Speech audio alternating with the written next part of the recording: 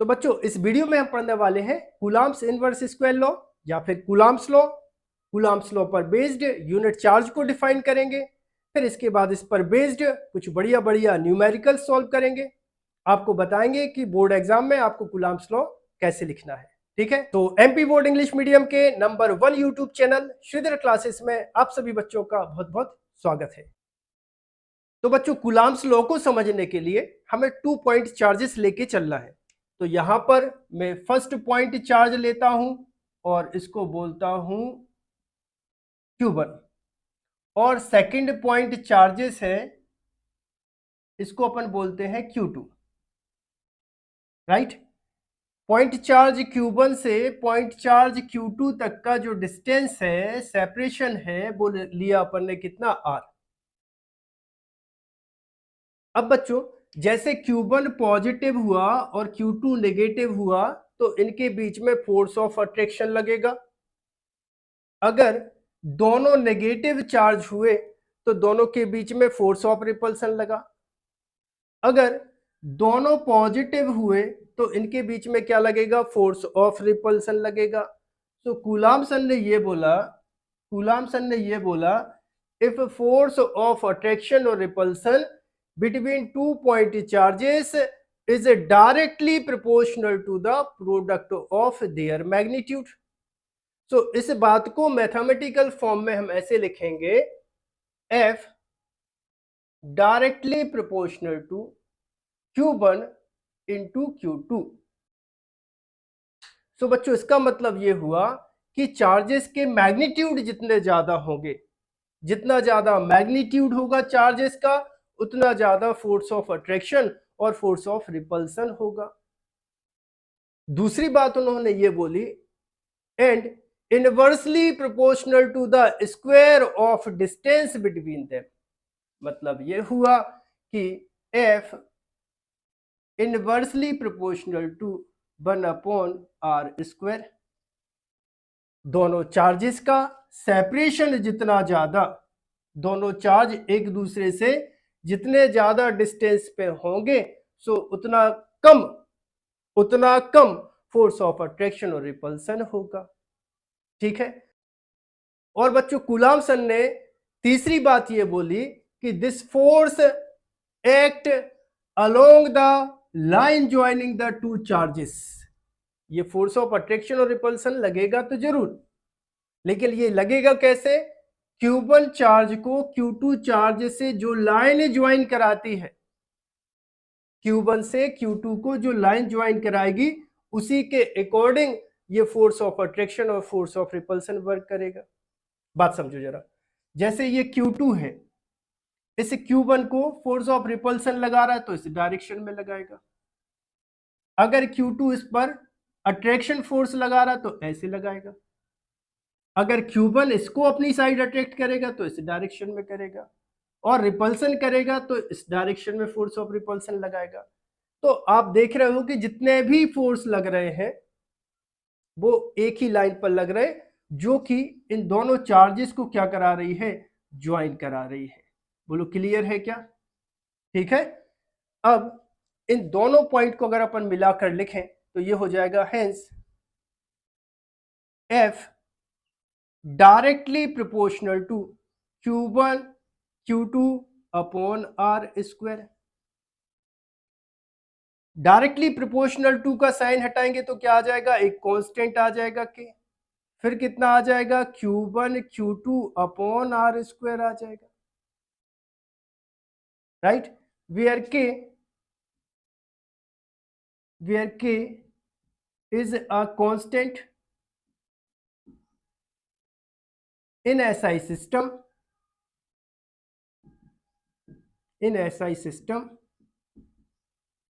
K equal 1/4πε0। ठीक है, ये जो कांस्टेंट है उसका SI सिस्टम में वैल्यू होती है 1/4πε0। 1/4πε0 की वैल्यू होती है 9 × 10⁹ और यहां से अगर अपन इसकी यूनिट निकालें तो यहां से देखो क्या होगा, F × R² upon Q1 Q2। Upon Q1 into Q2। सो K इक्वल होगा ये 9 इंटू 10⁻9। फोर्स कितना हो जाएगा न्यूटन, डिस्टेंस हो जाएगा मीटर स्क्वायर, पर चार्ज हो जाएगा कूलाम स्क्वायर। अब ये कांस्टेंट की वैल्यू रखें यहां पर, तो अब ये कितना बनेगा, F इक्वल 9 इंटू 10⁻9, फिर कितना आएगा Q1 Q2 upon R square, और फोर्स कितना होगा न्यूटन। फोर्स की यूनिट क्या होगी न्यूटन। समझे मैंने क्या किया है, यहां पर K की वैल्यू क्या निकाली थी 9 इंटू 10⁻9, फिर कितना है Q1 Q2 upon R square. तो बच्चों ये हुआ क्या, कूलाम्स लॉ। अब बच्चों इसके बाद कूलाम्स लॉ पर बेस्ड अपन को यूनिट चार्ज डिफाइन करना है। यहां पर हेडिंग लगाना यूनिट चार्ज। तो यूनिट चार्ज बताने के लिए आपको क्या करना है, Q1 equal Q2 equal Q, two similar charges लेना है इक्वल मैग्नीट्यूड के। R equal 1 metre and force of repulsion रखना है F इक्वल 9 इंटू 10⁻9 न्यूटन।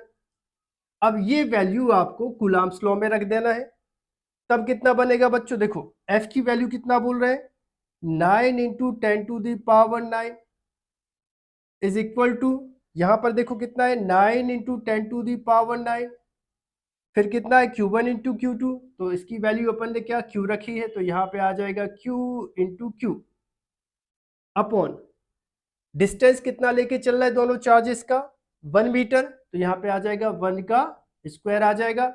यहाँ 9 इंटू 10⁻9 से 9 इंटू 10⁻9 कैंसिल आउट हो जाएगा, तो यहाँ पे आ जाएगा 1, यहाँ पे Q इंटू Q स्क्वायर हो जाएगा अपॉन कितना आ जाएगा 1, या Q स्क्वायर के इक्वल करोगे तो आ जाएगा 1, या फिर Q के इक्वल करोगे तो कितना आएगा प्लस माइनस 1 आ जाएगा।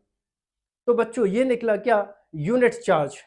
अब बच्चों यूनिट चार्ज को आप डिफाइन ऐसे करोगे, if two similar charges are placed 1 metre distance apart in air और vacuum and force of repulsion 9 into 10⁻9 newton, then each charge is called unit charge और 1 कूलाम ऑफ चार्ज। ओके। अब बच्चों coulomb's law पर based कुछ numericals solve करते हैं। Question number first note कीजिएगा, what is the force between two small charged sphere having charges of 2 into 10⁻⁻7 coulomb and 3 into 10⁻⁻7 coulomb placed 30 centimetre apart in air. तो बच्चों ये NCERT का first question है। तो अपने पास क्या है, टू स्मॉल स्फीयर है, ये फर्स्ट स्फीयर है और ये है सेकंड स्फीयर। तो बच्चों इस पे जो चार्ज है वो 2 इंटू 10⁻⁻7 कूलाम है, और जो अनदर स्मॉल स्फीयर है इस पर जो चार्ज है वो कितना है 3 इंटू 10⁻⁻7 कूलाम है। दोनों स्फीयर्स का जो डिस्टेंस है बच्चों वो है 30 सेंटीमीटर, और हमें कूलाम फोर्स को फाइंड करना है। तो बच्चों कूलाम फोर्स होता है F equal 9 into 10⁻9 first charge का मैग्नीट्यूड मल्टीप्लाई सेकंड चार्ज का मैग्नीट्यूड अपॉन डिस्टेंस का स्क्वायर, और फोर्स रहेगा न्यूटन में। सो वैल्यू रखें अपन, तो ये हो जाएगा F equal 9 into 10⁻9, first charge कितना है, फर्स्ट चार्ज है 2 इंटू 10⁻⁻7 एंड अनदर चार्ज कितना है 3 इंटू 10⁻⁻7, और अपॉन कितना है, सेपरेशन है बेटा 30 सेंटीमीटर, सो इसको अपन को मीटर में कन्वर्ट करना होगा। So 30 centimetre is equal to 30 upon 100 से डिवाइड करोगे तो ये बन जाएगा क्या मीटर, यहाँ 0 से 0 कैंसिल करो तो ये हो जाएगा 0.3।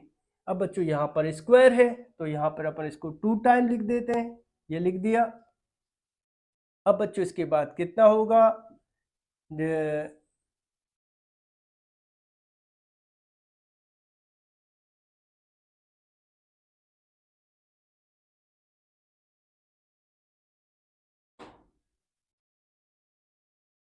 अब इसके बाद बच्चों क्या करना, यहाँ से ये डेसिमल हटा देना और यहाँ पर 100 से मल्टीप्लाई कर देना। 3 3 जा कितना हो जाएगा, 9 हो जाएगा। सो ये 9 से ये 9 को कैंसिल कर देना। 3 2 जा हो जाएगा 6। सो यहाँ पे आ जाएगा ये 6। अब यहाँ पर पावर देखो, यहाँ पर कितनी 10 to the power 2, 10 to the power 9, तो ये हो जाएगा 10 टू दी पावर 11 इंटू यहाँ पर ये 7, तो ये हो जाएगा 10 to the power -14। So F equal कितना आ जाएगा, यहाँ पे आ जाएगा 6 into 10 to the power -3, force रहेगा बच्चों न्यूटन। तो ये इस क्वेश्चन का आंसर होगा। सेकंड क्वेश्चन नोट कीजिए बच्चों, calculate the force between two protons if the distance between them is 4 into 10 to the power -15 metre. बच्चों वीडियो को पॉज करके खुद से क्वेश्चन सॉल्व करने की कोशिश करो और आंसर अगर आ जाए तो कमेंट बॉक्स में कमेंट करके बताना। तो देखो यहां पर क्या है, एक फर्स्ट चार्ज है, इसको अपन ने क्या बोला,